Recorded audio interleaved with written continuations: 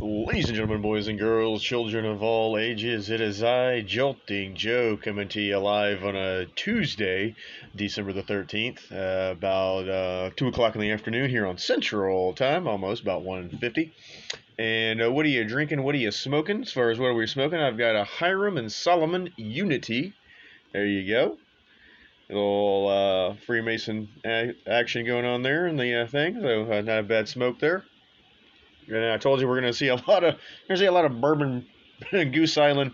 Uh, I got to get my bottle opener out. It's in my pocket there. All right. You're gonna see a lot of Goose Island bourbon barrel. So this one is from last year. This is 2021, but this is the stout aged in bourbon barrels with brown sugar, citrus, coriander, spices, and natural vanilla flavor. There you go, right there. All right, let's pop this bad boy. Maybe. There we go. All right. Here we go. Yeah, look at that. Gorgeous. Absolutely gorgeous. Look at that. Woo! All right. All right. Cheers, everybody.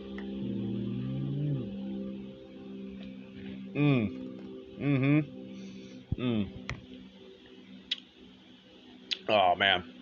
This crafted out of friendship, our take on a classic American cola. But that is, brand. It's a classic cola stout. You know what that is. Last year's, 2021. All right. That's fucking good. Okay. Let's jump right into it, shall we? As I'm recording this, Argentina and Croatia are playing right now. Argentina is up at the half, 2-0. I did see both goals. And let me pull up my ESPN app, though, because I think they should have just went to halftime. They had about 4 minutes of stoppage time that was left. Yes, it is 2-0 at the half. So Argentina got their first goal off a penalty kick. I had the volume down, so I wasn't listening to the game, but I was watching it. I believe that the goalkeeper got a yellow card, but I thought the goalkeeper had a right to the ball, so I don't know soccer rules. I don't know. There was a yellow card. It was in the box. It was a penalty kick. Messi took it. It was 1-0, and then they came right back, got a second goal, good goal, made it 2-0 at the half. Argentina, they will play the winner of tomorrow's game, which is France, the defending champion, taking on Morocco, the Cinderella team of the tournament. Speaking of which, let's kind of recap the World Cup quarterfinals here. Brazil and Croatia, that game really wasn't that entertaining until extra time. It was 0-0 going into extra time. So the way that extra time works, if you're not a soccer fan, is so it's like overtime. But what they do is you play 15 minutes one way, and then you play 15 minutes the other way. And there's no golden goal. All right, it's not sudden death. You play the whole 30 minutes, and if you're still tied after extra time, you go to penalty kicks. Well, Brazil scored in the first half of extra time. They scored in that first 15 minutes, and then Croatia scored at the end of extra time. There was about 4 minutes left of extra time. They scored, tied it. That's when things get interesting. So it goes to PKs, and Croatia did not miss. They were four for four. Brazil missed their first one. That put the pressure on them. After Croatia converted their fourth one, Brazil had to have their fourth one to go to a fifth PK, and the guy hit the post. He had the goalie guessing wrong. Goalie went this way, he went that way, but the ball hit the post. And so to quote, Mike Emmerich, if it was hockey, hit the post with the shot. All right, but so Croatia moved on. Netherlands and Argentina, same day. Argentina was actually up 2-0 in that game, and then Argentina came back in the second half, got a header, and then and I think it was in stoppage time actually, they had a free kick and they went low with it instead of going over the wall. They kind of went low, just kicked it kind of into the wall. Guy kind of just like spun out, put it in the back of the net, 2-2. That one went to penalties as well, but Argentina able to win that one 4-3 on penalties. Of course, Argentina's playing the day. They're currently up 2-0. They were up 2-0 against the Netherlands. So therefore, there's a chance Croatia could come back here. And then on Saturday, Morocco got a goal against Portugal. They beat them 1-0 in regular time. And then France and England was pretty good. That was an entertaining game as hell because there was a lot of chances on goal for both sides. France ends up winning it 2-1. England got their goal off a penalty kick. They had a second penalty kick, and Kane, who's their big star, just sailed it.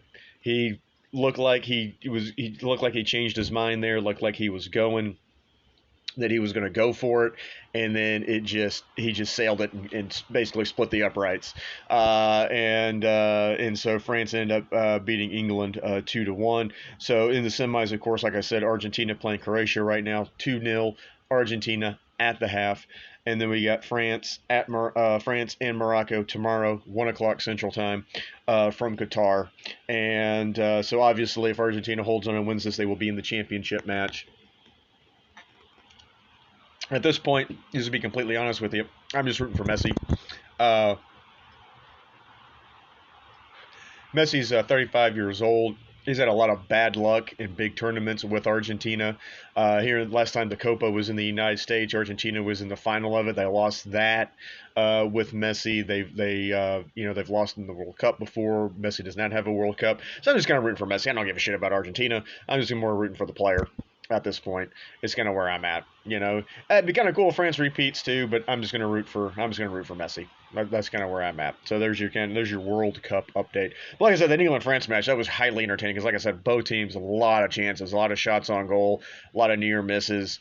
Like I said, England had a shot to send it to extra time. Kane just sailed it, and France ended up holding on for that one. And then, like I said, then the PKs on the other one. I wish there was something kind of different on the PKs. It's just, shitty way to go out. But I just don't know what else you can do unless you just play like 5-on-5 or something like they do in hockey. You know what I mean? Just pull five players off the field, and well, I guess it'd be 6-on-6. But I'm just counting, like 5 players instead of having 10 defenders. Just take half of them off the field. Just maybe open it up a little bit, and then see what happens. You know what I mean? Maybe play sudden death or something. Hell, I don't know. So, but anyway, so that's what's going on with the World Cup. I'll keep you up to date if anything happens.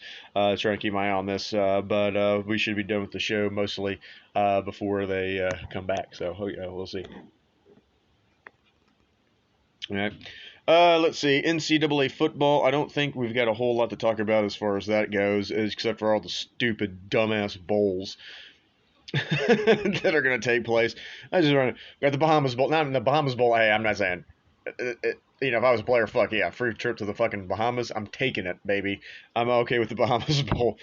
The Duluth Trading Cure Bowl, the Wasabi Fenway Bowl. The SRS Distribution Las Vegas Bowl. There's a Jimmy Kimmel LA Bowl. Lending Tree Bowl, New Mexico Bowl. Frisco, Myrtle Beach. The Idaho Potato. Roofclaim.com Boca Raton Bowl. The Carrier New Orleans Bowl, Lockheed Martin Armed Forces Bowl, Independence. There's the Gasparilla, Union Mortgage Gasparilla Bowl. I wish I was making these up. The Easy Post Hawaii Bowl, Quick Lane Bowl, the Camella Bowl, First Responder Bowl, Birmingham Bowl. Which, by the way, the Birmingham Bowl does have the best trophy of all the bowls. It's the Vulcan. Vulcan, the Greek or the Roman guy, Greek god order. Hephaestus is his Greek name. Vulcan, his Roman name.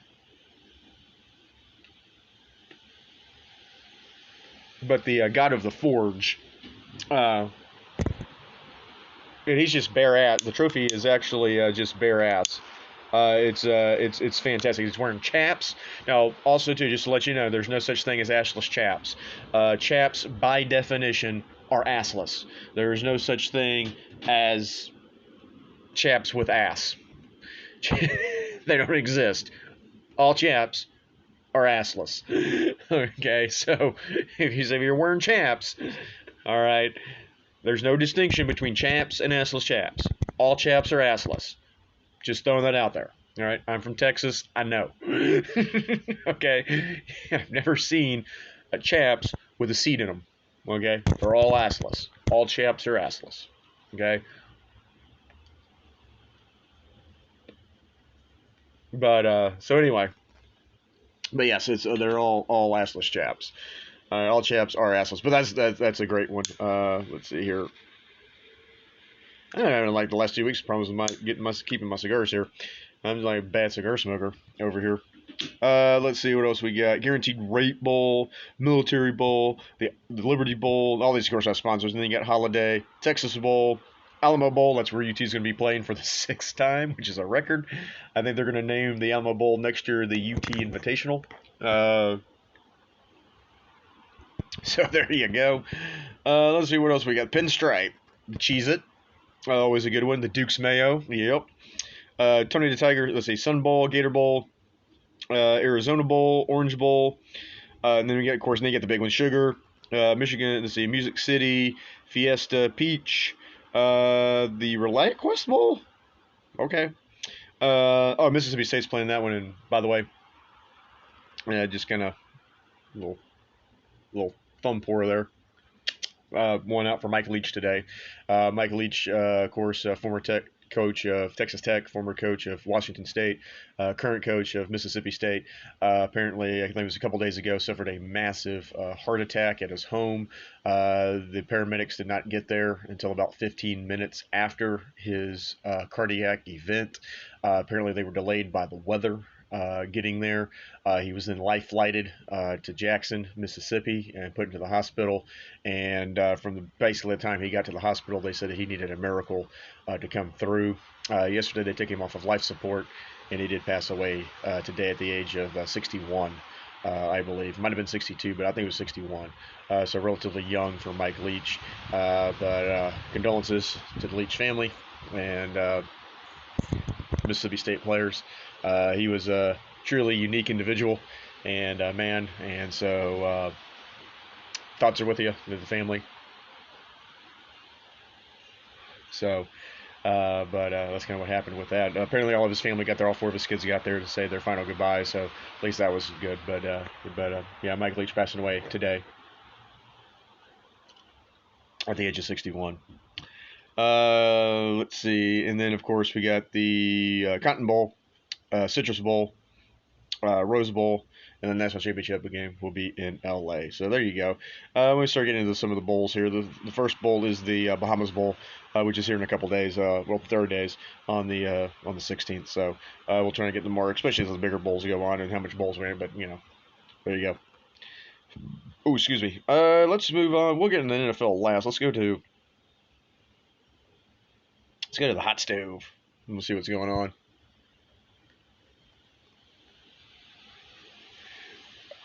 All right. So let's see. So the Blue Jays. Hold on a second. Let's see. All right. All right. So. Ooh. Holy shit. Okay. Hold on. We'll get to that. So for you Astros fans, Christian Vasquez, who of course came over in a deal from Boston, he signed a 3-year, $30 million deal with Minnesota. So Christian Vasquez is off to Minnesota. Also to Sean Murphy, the catcher for the A's, he got traded to the Braves. So in this, let's see, the Braves got Murphy. And this was a 3-way trade. The Brewers got catcher DH William Contreras from the Braves. They then got right-handed pitcher Joel Payampas from the A's, pitcher Justin Yeager from the Braves. The A's also got left-handed pitcher Kyle Mueller from the Braves, right-handed pitcher Freddie Carnock from the Braves, right-handed pitcher Roy Bear Salinas from the Braves, catcher Manny Pena from the Braves, and outfielder Esteury Reyes from the Brewers. So that was a big deal, but Murphy one of the few heavy hitting catchers in the league, and so he's going to go to the Braves. That was also somebody that the Astros were looking at once after the Wilson Contreras deal fell through. Contreras, of course, signed with St. Louis as far as that is concerned, but he's going over to the Braves. Braves now have a filthy lineup, so they're going to try and get back to the World Series this year. We'll see what happens. Of course, the Phillies beat the Braves. I think it was in the first round. Maybe in the I can't remember.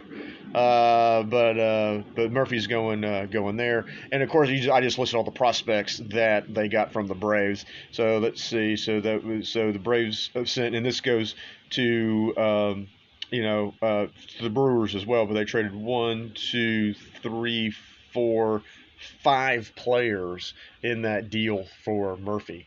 And the Astros just don't have the farm system to do anything with that. So Murphy goes there. The Mets also signed pitcher Nemo. He went. Let's see. Blue Jays signed somebody too. Who was it? Let's see. Okay, so that was that one.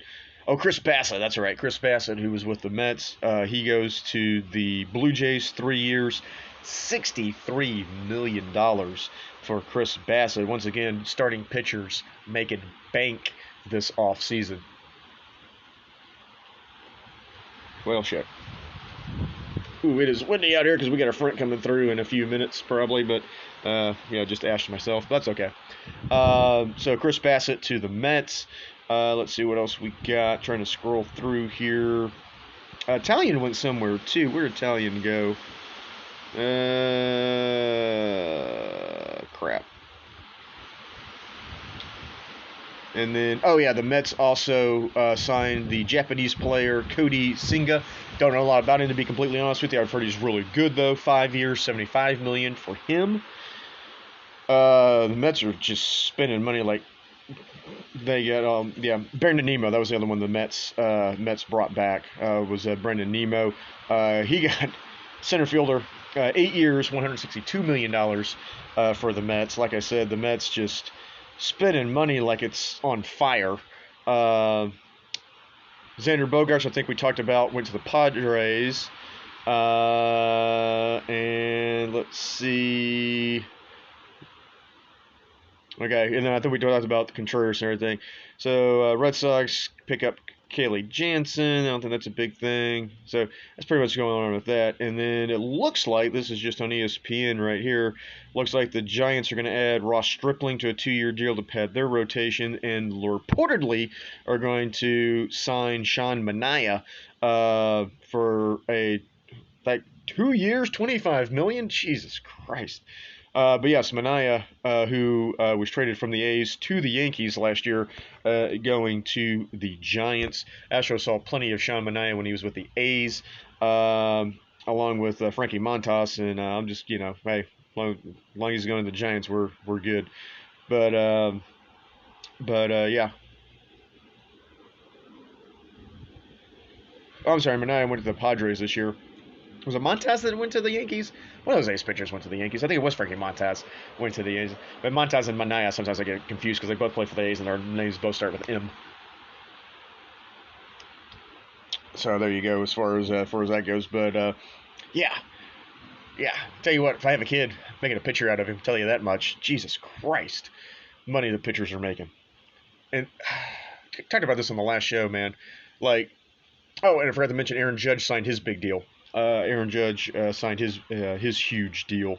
Let's see if I can find that, because I can't remember. I know it was 11 years, 400. No, it wasn't 400 million. It came out to about 9 years. 9 years, 360. There you go. 9 years, 360 is what it came out to. But the AVA, the AAV. Annual adjusted value, which basically means what you're going to average, what your salary's going to average. So obviously, it's a 9-year deal, $360 million. Now, obviously, the Yankees, they can pay him like $10 million 1 year, $11 million 1 year, 12 year.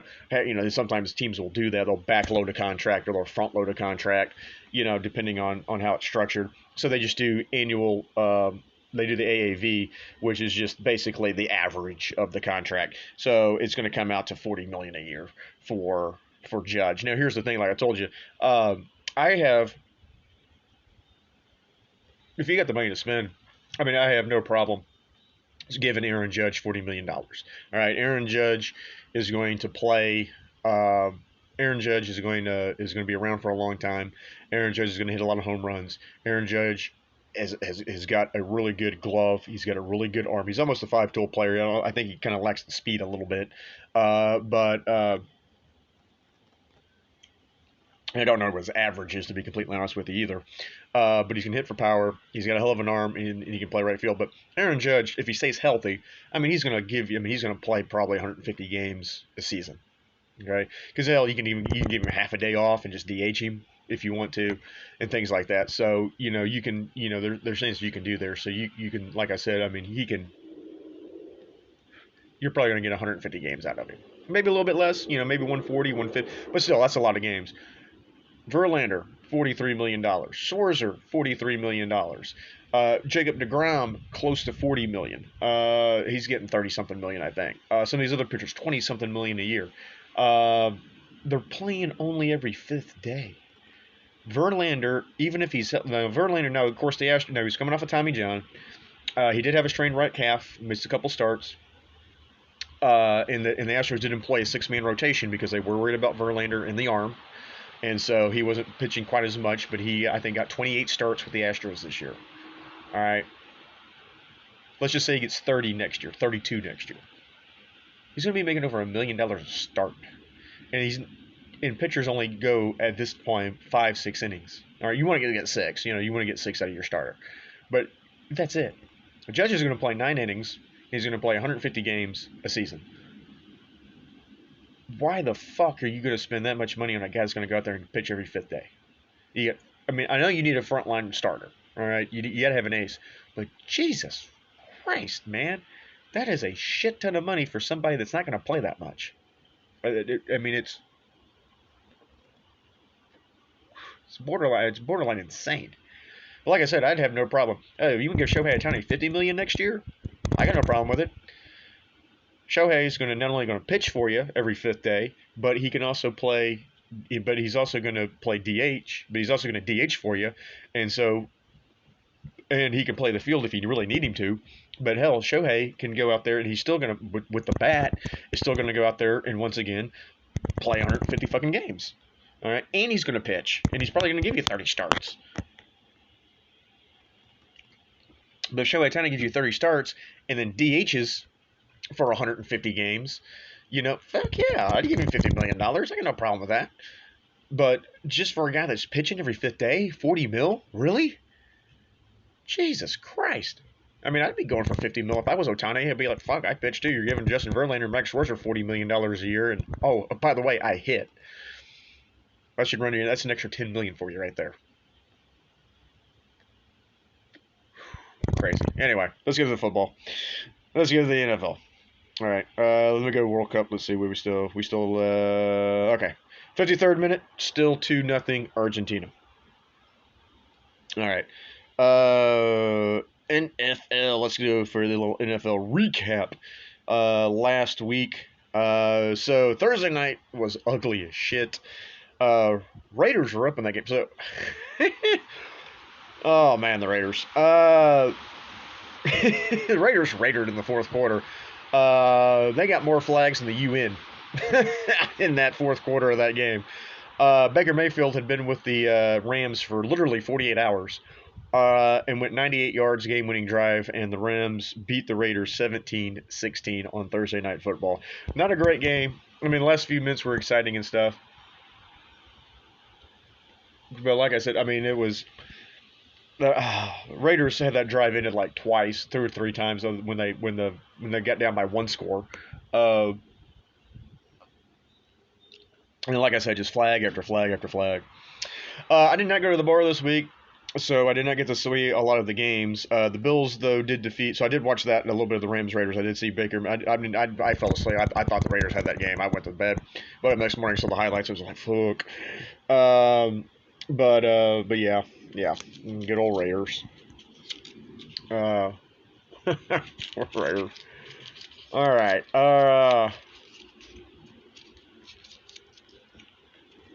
Bills. I mean, I was keeping an eye on this game. They did not look good in the first half, or it was close in the first half. But it ended up being Bills ended up covering still. They won that. I think they covered. Maybe they didn't. Was that spread 9 in that game? It might have been 9. Oh shit, I think it was 9. Maybe they didn't cover, but they ended up winning the game 20 to 12. Bengals did beat the Browns 23-10. Whoo! Cowboys. Mm-mm-mm. How Cowboys fans feeling? They won the game. They beat the Texans 27-23, and I watched a lot of that game. But boy, howdy. I ain't gonna lie to you too. I took the Cowboys in the 17 points. There were a lot of people saying just take the 17. I did not expect the Texans to play that well, but also too, I didn't expect the Cowboys to play that bad. Muff punt in that game. I think there was a Dak. I think Dak threw a pick, a bad pick too. Down, Texas couldn't capitalize though. Texans went for it on fourth down, and then which I kind of get, but they went. Cowboys, went 98 yards pretty easily because the Texans defense sucks. But the Texans did, and I got the Texans on the under the 4.5 wins, which that looks like I'm going to win money on that. But I was completely okay. I hate the Cowboys. I mean, you see my hat. I hate the Cowboys. So I was kind of hoping the Texans at least were going to win that game. I was like, well, if you're going to fuck me on the, if the Cowboys are going to play like shit and fuck me on the spread, at least give me a reach around and have them lose. But that didn't happen. I did take the over in the Vikings-Lions game, and that made me nervous because it was 51.5, and it was not looking good there in the first half. It was like 17-10, and I'm sitting there going, oh, shit, we only got 27 points in the first half. It was like, it might have been lower than that. It might have been like 13-10 or something like that. I was like, man, I'm going to need some help. And then finally they got the score. And Lions, though, we ended up winning the game, beat the Vikings 34-23. And as Denny Green would say, the Vikings are who we thought they were. And that is not that good of a team. Even though they have a really good record, they're just not that good. Jags beat the Titans. Titans are in free fall. Jags win at 36-22. The Eagles, who I should have bet and did not, ended up beating the Giants 48-22 in that game. Giants are in free fall, and now my Commanders are tied for third place. Now we get the same record as the Giants. Get the Giants on Sunday night. That game was flexed in. As far as that goes, so yeah. Ravens hang on and beat the Steelers 17-14. No Lamar Jackson in that one. That was Huntley got the win. Chiefs made it a little bit closer than it probably should have been. I don't even know if the Chiefs covered that game. Spread might have been 7 because they only went in by 6. I ended up winning 34-28, but Mahomes threw like 2-3 picks in that game. I saw a lot of that game, but they let the Broncos kind of hang around there for a while. The Niners just absolutely destroyed the Bucs, 35-17. Once again, Tom Brady. I know he's the GOAT, but boy, howdy is he a sore fucking loser. Probably because he's not used to it. But you need to get fucking used to it because you fucking suck and your team fucking sucks and there's no reason to throw fucking hissy fit on the goddamn sidelines. All right. I know you're not used to losing, but fuck you. All right. That's all I got to say about that. Panthers beat the Seahawks, which was also good for the Commanders. Beat them 30-24. Chargers beat the Dolphins 23-17. That was a pretty entertaining Sunday night football game. Watched a little bit of that. And then last night, this was for fantasy football. So I got a 20-point lead, right? Well, a little less than 20 points. It was like 19.8. No, well, 19 and a half. Okay? I've got a 19 and a half point lead. I got a 19 and a half point lead in my fantasy game. All right, I'm done. Guy I'm playing against has got the Patriot defense. Patriots need to score 20 points. Defense needs to score 20 points. Very rarely does defense score 20 goddamn points in fantasy football. And then Kyler Murray got hurt. It's probably an ACL. And then Colt McCoy got sacked 6 times. DeAndre Hopkins fumbled the ball. That was scooped, and that was a scoop and score for the Patriots. Patriot defense scores right at 20 points, and I lose by half a point. That hurt. I can still clinch the number 1 seed this week with a win. Still also lead the points, so even if I still have a good chance of of clinching the first number one seed. But oh, that hurt yesterday. That hurt bad, really bad. All right, real quick here. We got a couple minutes left. Let's go through. We got Niners, Seahawks on Thursday night. Go Seahawks. I need it for the Commanders. All right, and and San Francisco's got a great defense, and boy howdy, Purdy's looking good. So that game's at Seattle. Niners 3.5 point favorites in that one. On Saturday, we got Saturday football now. Colts at Vikings. The Vikings are -4 in that one. Ravens at Browns. Cleveland's -3. I kind of like the Ravens in that game. I really do. I don't know why. I just do. Browns. I take the money line the Ravens. Dolphins going to the Bills up there in Buffalo's probably going to be fucking cold as shit. Buffalo's 7.5 point favorites, and that's a night game too. That's 7 o'clock Central Time. And then Sunday night game, of course, Giants Commanders. Commanders need to win. Keep those playoffs rolling. Eagles Bears. Philly's at -9. I went ahead and took Philly today. Bears defense is just bad. So we'll see if Justin Fields can hang in there and how he does. We'll see with all the shoulder feels. They did have a week off. They did have a bye. So we'll see how that plays a factor at all. So we'll see. Falcons at Saints. Lions at Jets. Steelers at Panthers. Cowboys at Jaguars. Chiefs at Texans. Chiefs 14-point favorites in that one. Cardinals at Broncos. Patriots at Raiders. Titans at Chargers. Bengals at Bucs. And then on Monday night, Rams Packers. There you go. And one more World Cup update for you. It is still 2-0 Argentina in the 59th minute. As soon as I sign off, I'm going to put that game on. But ladies and gentlemen, boys and girls, children of all ages, thank you for joining me. Remember, find me on Twitter at JJSportsShow63. It's at JJSportsShow63. All right. Cheers, everybody. Have a good rest of your week. Enjoy the World Cup and NFL football. Yeah.